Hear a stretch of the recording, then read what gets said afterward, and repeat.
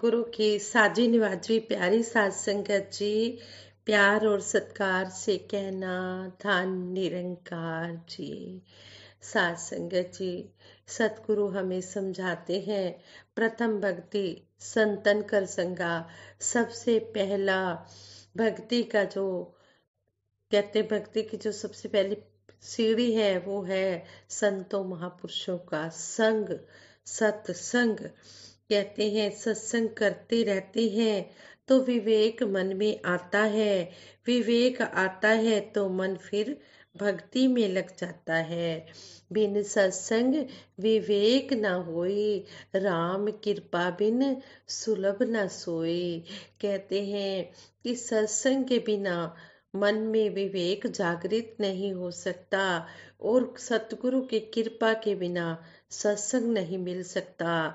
हम अपने आप को बहुत ही लकी समझते हैं कि हम पर सतगुरु की अपार कृपा हो रही है, जो हम संतों के संग जुड़कर ये सत्संग कर रहे हैं।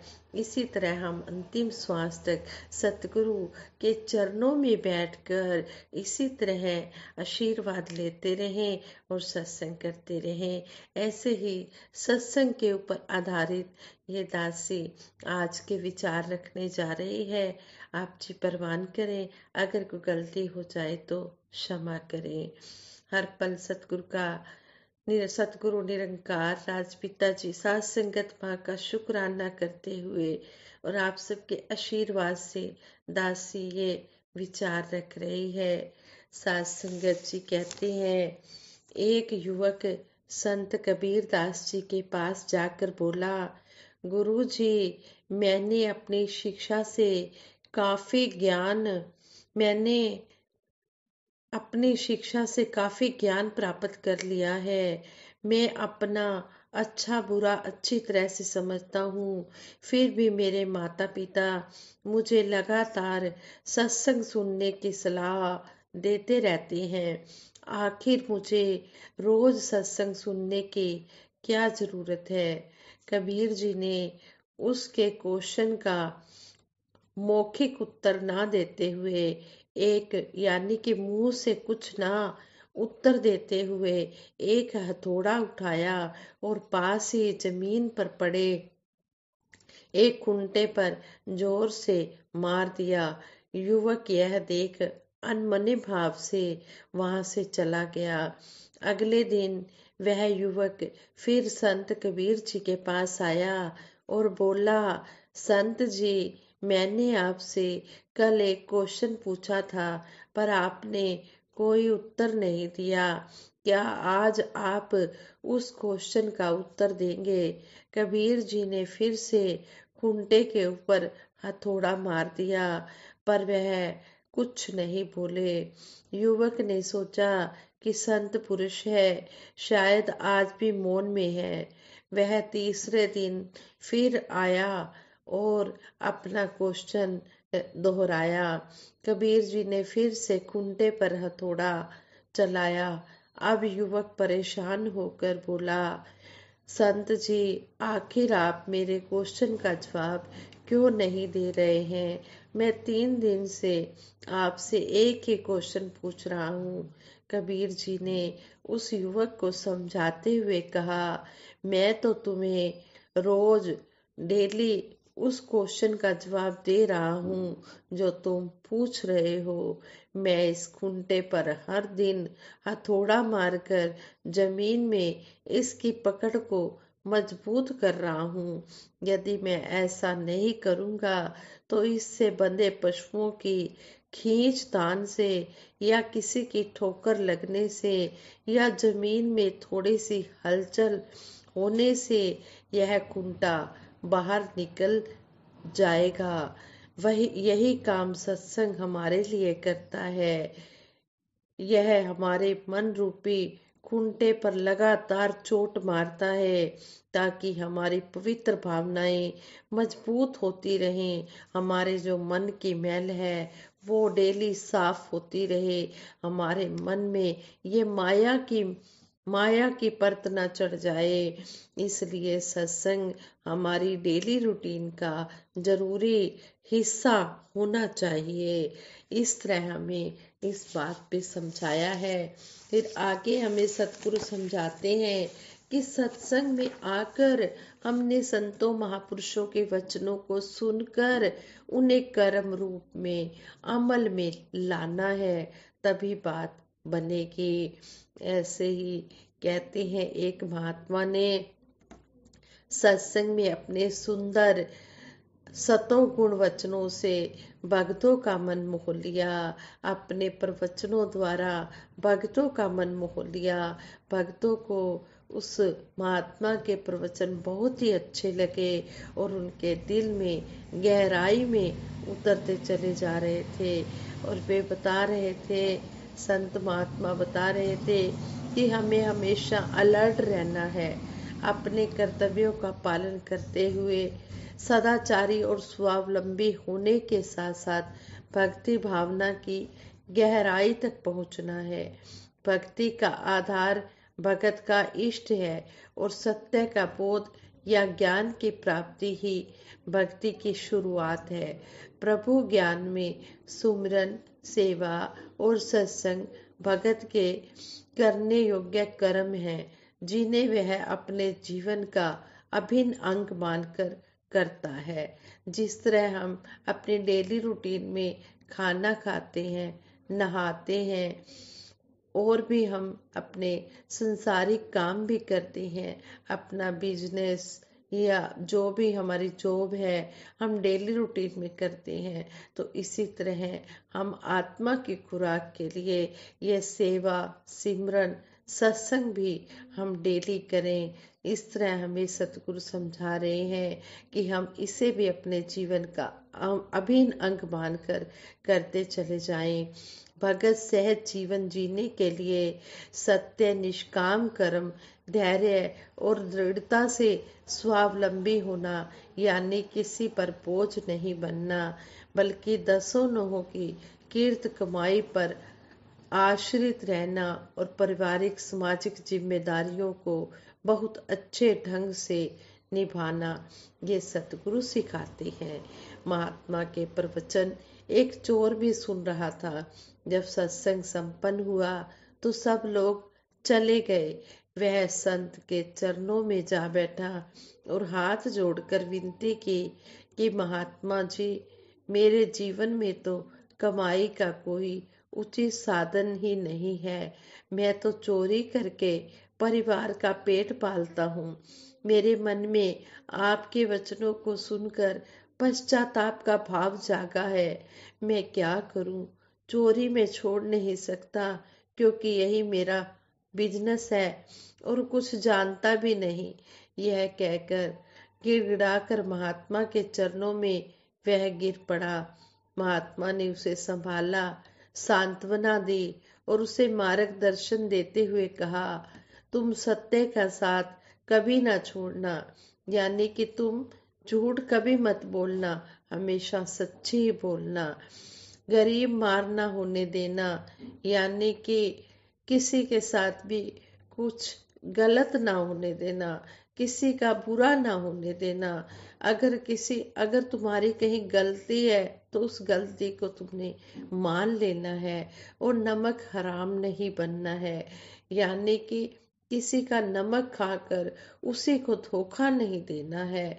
वैसे तो धोखा किसी को भी नहीं देना है, लेकिन अगर किसी का नमक खाया है तो उसके साथ अगर तुम कुछ ऐसा चोरी का काम करने लगे हो तो वो काम बिल्कुल भी नहीं करना है।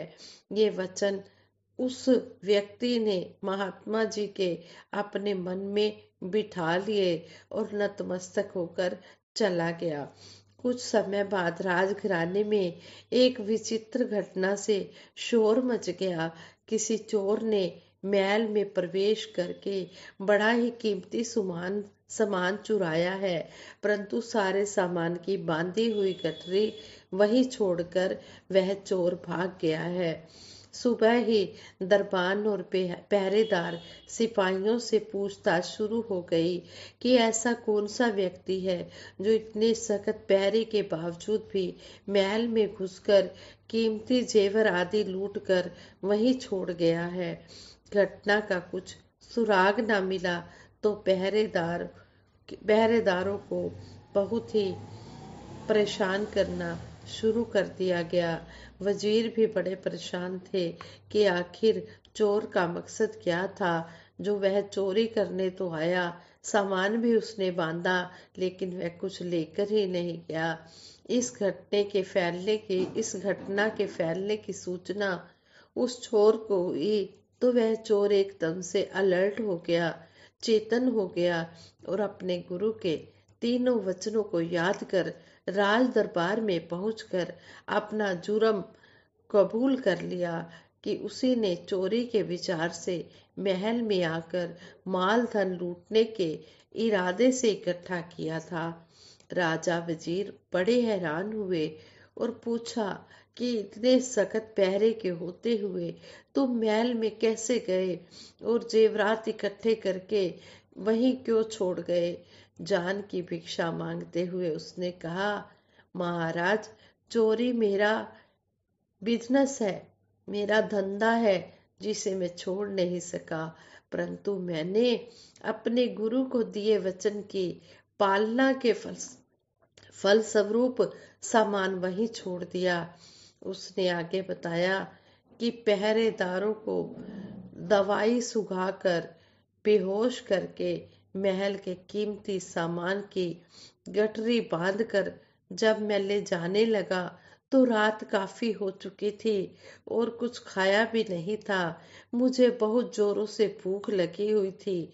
किचन में जाकर जो कुछ भी पड़ा था वही जल्दी जल्दी खाने लगा। खाते हुए गुरु का वचन याद आया कि मैंने राजा का नमक खाया है, सो नमक हराम कैसे हो सकता हूँ।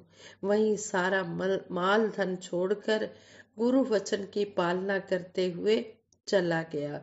जब राज दरबार की चोरी के बारे में मुझे पता चला तो मैं भागा चला आया, कहीं मेरी चोरी के कारण किसी के साथ गरीब मार ना हो। यह मेरे गुरु का दूसरा वचन था। पहला वचन कि सदा सच कहना है। सो सारी घटना मैंने ज्यों की त्यों आपके सामने सच सच रख दी है। अब आप जो चाहे सजा दे, मुझे मंजूर है। मैं आपका गुनाहगार हूँ। राजा सारी घटना सुनकर बड़ा ही इम्प्रेस हुआ, बड़ा ही प्रभावित हुआ और उस चोर को माफ कर दिया। राजा ने पूछा कि तेरा गुरु कौन है, मुझे भी उनके पास ले चल। जिनका शिष्य ऐसा निर्भीक, निडर और सत्यवादी है, सच बोलने वाला है, उसका गुरु कितना महान होगा। वजीर सहित राजा गुरु चरणों में गया और भाव विभोर होकर गिर पड़ा। गुरुदेव ने राजा को आशीर्वाद दिया और सत्य का ज्ञान कराकर उसे तृप्त कर दिया। साध संगत जी, कहने का भाव यही है, जो गुरु के वचनों की संभाल करता है, गुरु के वचनों को ज्यों का त्यों अपने जीवन में मान लेता है, उसके जीवन में खुशियाँ आती हैं। जो गुरु के वचनों को मान लेता है वो गुरु का नाम तो रोशन करता ही है, अब उसका अपना भी नाम रोशन हो जाता है। तो इस तरह हमने सतगुरु के वचनों को भी मानना है, सत्संग में भी आना है। प्रथम भक्ति संतन कर संगा। सबसे पहली भक्ति की सीढ़ी सत्संग है और सत्संग में आकर संतों महापुरुषों के वचनों को सुनकर उन्हें हमने अपने जीवन में अमले जामा पहनाना है। सत्संग, सेवा, सिमरन तीनों भक्ति के श्रृंगार है। भक्ति पूर्ण होती इनका जब लेते आधार है। जब हम सेवा, सिमरन, सत्संग का आधार ले लेते हैं, इनको अपने जीवन का श्रृंगार बनाते हैं, तो ये हमारी भक्ति का आधार बन जाते हैं। फिर हमारी भक्ति पूर्ण हो जाती है।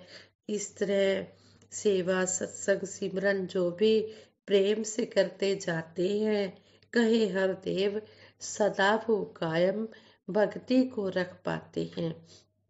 कहते हैं सतगुरु बाबा हरदेव सिंह जी महाराज संपूर्ण हरदेव वाणी के इस शब्द द्वारा हमें समझा रहे हैं कि सेवा सत्संग सिमरन जो भी प्रेम से करते जाते हैं वो ही अपनी भक्ति को कायम रख पाते हैं, वही सतगुरु के चरणों में अपनी अंतिम श्वास तक तोड़ निभा कर जाते हैं।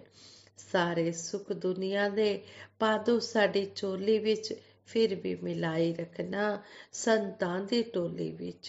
सच्चे बादशाह सतगुरु माता जी सब पर कृपा करना, सबको इसी तरह एवं सिमरन सत्संग के साथ जोड़ कर रखना और सभी ये जो भी प्रवचन सुने इनकी संभाल कर पाए, अपने जीवन में इनको डालते हुए ये भक्ति कर पाए। भक्ति से भरा जीवन दातार हमें देना, मजबूत पहाड़ों सा एतबार हमें देना। ये विचार करते हुए दासी से बहुत सी गलतियां भी हुई होंगी, उन गलतियों के लिए आप क्षमा करें, आगे के लिए सुमत बख्शना। और दासी सबके भले की कामना करते हुए सिमरन करवाएगी। सभी ने मिलकर सिमरन में साथ देना है। तू ही निरंकार मैं तेरी शरण हाँ, मैनू बख्श लो। तू ही निरंकार मैं तेरी शरण हाँ, मैनू बख्श लो। तू ही निरंकार मैं तेरी शरण हाँ, मैनू बख्श लो। बोलिए सतगुरु माता सुदीक्षा सविंदर हरदेव जी महाराज की जय। साध संगत जी प्रेम से कहना धन निरंकार जी, धन निरंकार जी।